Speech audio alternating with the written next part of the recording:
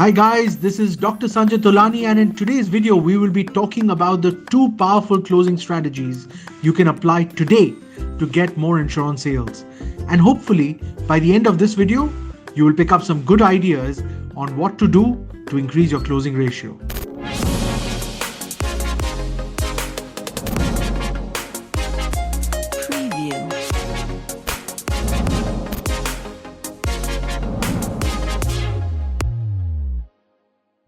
Here is what we will be covering in today's video. Learning point 1 is the two powerful closing strategies that you can apply today to increase your closing ratio. And the learning point 2 will be case studies and role play examples so you get a better idea on how these strategies work. Learning point 3, one closing tip to exponentially increase your sales. Ready? Let's get started. By the way, don't forget to subscribe to the channel and click the bell icon for notifications to get the latest video updates so I can share more tips and strategies with you to increase your overall sales. So two powerful closing strategies that you can apply today to increase your closing ratio. The first one is the Assumptive Close Strategy. What is it now? An Assumptive Close Strategy is when you intentionally assume that your prospect has agreed to deal and request for his signature. When you assume your client wants to buy, the funny thing is, things seem to work out more favorably. Being positive also usually puts you in a more resourceful mind space, which leads to fewer fears and reservations. More importantly, the client will feel less pressured when you use this strategy as compared to a hard sell where you are trying aggressively to convince him. When should you use it? You should only use the Assumptive Close Strategy when you're confident that you have created great value during prospecting and presentation. Only when you have created great value should you have the right to assume that your client is ready to purchase. Because you assume that your client is willing to buy, you will naturally become more confident in this deal, and this will rub off on the client. You then go about asking questions to confirm this assumption. This strategy is best used on clients who have shown a strong sign of buying and are not in the rush for time. So how do you execute it? After your presentation, you proceed in a confident manner under the impression that the client is ready to buy. You say statements such as, "We just need to get to the last bit of paperwork done before the signature." Note, your assumption might be wrong from the start. Hence, it is very important that you do frequent checks on your prospect to make sure he is receptive to answering any objections he might still have. Some general signs that the client is ready include nodding their head in agreement, repeating benefit statements. If the client does this, it's most likely he wants to validate the information and asking for the price. So the second is the Option Close Strategy. Let's talk what it is about. An Option Close Strategy is providing your clients the option to give them a sense of control. Research has shown that the power of choice ultimately makes clients happy. In fact, in today's world, customers expect to have multiple options available to them. However, you must be careful not to present too many choices, as it could definitely overwhelm your client and cause them to overthink. I generally recommend a maximum of 5 options, but this is subjective to the situation at hand. When should you use it? Use it directly after your presentation. Now, here is an example. In my 28,000 presentation, I gave my prospect a total of 5 options. The number of years to be protected, 3, 5, 7, 10 or 15 after the presentation. So how do you execute it? You should provide options to your client to choose directly after the presentation. Take this scenario for example. My client has chosen to take 15 years. However, he suddenly changes his mind and thinks it's too much.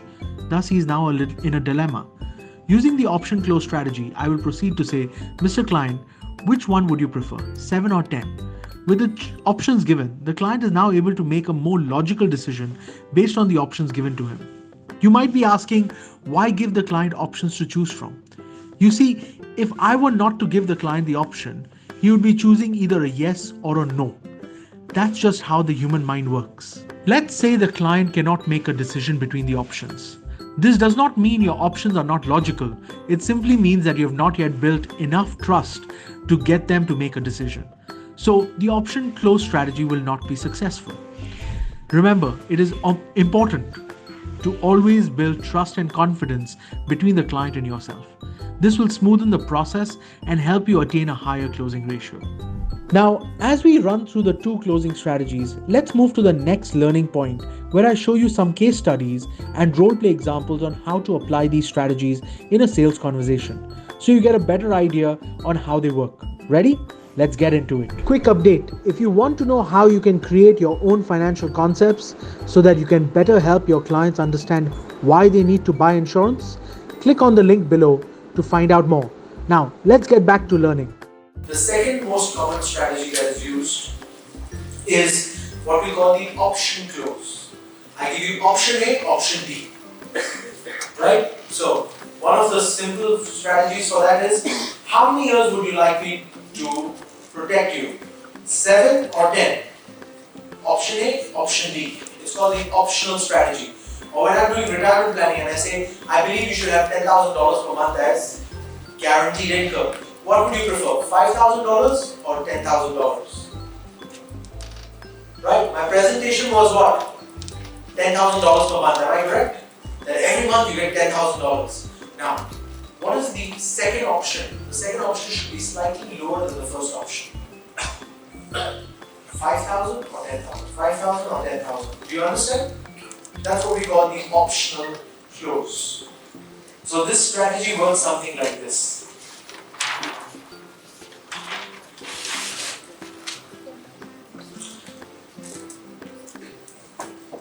So you do the presentation, you provide the solution, which is how many years would you like me to take care of you? 3, 5, 7, 10 or 15? Now let's say the client says 10, right? Mr. Client, I'm going to give you the formula that I share with all my other clients so that you can do it yourself. You don't need to sit with another financial advisor. The formula is you need to have 10 times your annual income as life insurance. Yeah? Now, would you mind telling me how much is your approximate annual income? So let's say they say $100,000. Well, that means all you need is $1 million of life insurance. That's it. Now, so how do I know whether the person is ready or not? Very simple. I start with the fact find close first. What is that? How old is your father? So, can we do a role play? Would you mind? Anyone wants to do a role play with me? What's your name? No. Kunal, how are you? Where are you? Very good. Alright, Kunal. So, would you mind telling me how old is your father? Yeah, he's 54 years old. 54. Is he healthy? He's very Fantastic. Your mom? She's 50. 50. Healthy? Yes, very. Brothers and sisters? Twin sister. Twin sisters, wow. Are they healthy? Yes, she is. Fantastic. Now, Kunal, it looks like your family history is very healthy, so everyone should be healthy. Can I ask you a personal question? Are you healthy? You're healthy. Okay, I will need a third party to verify if you're healthy or not. So would you mind if I fixed an appointment with the doctor on Thursday or Friday at 8 a.m.? Which one would you prefer? Yeah, that's on Friday. Friday 8 a.m.? Alright, so Friday 8 a.m. Excellent. Now, would you mind signing? So, What happened just now? You see, I'm testing whether he's willing to sign. He's not. Alright. Give me an objection. You see, what I just did is I did a fact find and I convinced him for medical and then I asked for a signature. But there was still some questions, so that means the stick is still wet. So we're going to go back to the objection. So what objection do you have? so what exactly do I need to do? Well, you see where did we go wrong? On the presentation. As soon as he's asking me what am I doing, means my presentation was bad. Yeah? Alright. Kunal, we are making sure that 10 years of your annual income is going to be there for your family in case something happens to you. That's what we do. It's 10 years of your annual income. That's it.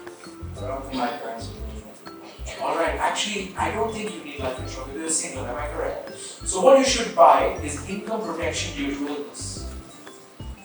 You see, is your income important? Yes, right. Fantastic. What I'm going to do is I'm going to protect your income in case you fall ill. So how many years would you like me to protect you? 3, 5, 7, 10 or 15?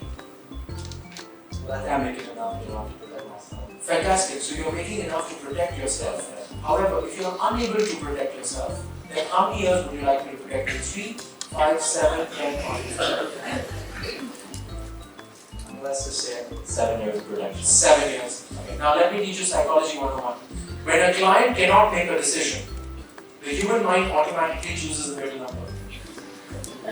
This is just for your information. That's the reason why there are 5 numbers on the board, not 4. Because if you give 4, it's very difficult to get a middle. There's no middle, right? Now, if you have 3, it has a middle number, but 3 is not enough choice. Women, when you go shopping and you have to choose between shoes, would you prefer 3 choices or 5 choices? Absolutely. When men go financial shopping, they also like 5 choices. And when given a choice, they will always choose the middle number. So Kunal, you were just doing what a typical client would do, which is absolutely perfect because it gives an idea to everyone what will happen. Alright, so let's do 7 times of annual income, which in your case would be $700,000 because you're earning about $100,000 a year. Fantastic. Now I already have your family history. So on Friday at 8 a.m., we're going to take you for a medical checkup and make sure everything's okay. Perfect? Would you mind signing here? Would you mind signing here? What have I just done? Checking if there's any other questions that I need to answer. What was that strategy? In closing? No, that is my strategy. That was the optional strategy. Do you still have any questions that I need to answer and get off the table? Does that answer your question? I hope you are now clear on how to apply these strategies to your sales conversation. Now, let's end today's learning with a closing tip that you can use today to exponentially increase your closing ratio. Excited? Let's go. One of the biggest tips that I can give you to make sure you exponentially increase your closing ratio is know your products very well. Hi, my name is Sanjay Tolani. I've worked with many financial advisors all over the world, and I help them in making sure that they can get to the next level. So, let's come back to understanding your products very well. Can you imagine you go to a doctor who doesn't know the side effects of his own medication? Well, that's exactly what happens.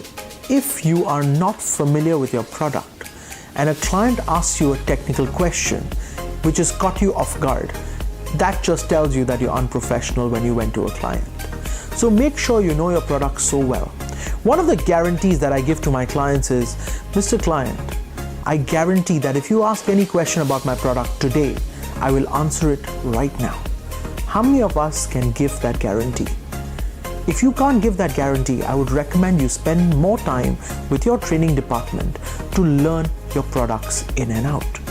Know what you're selling because your clients have the right to ask you questions about your product. Are you sure about them?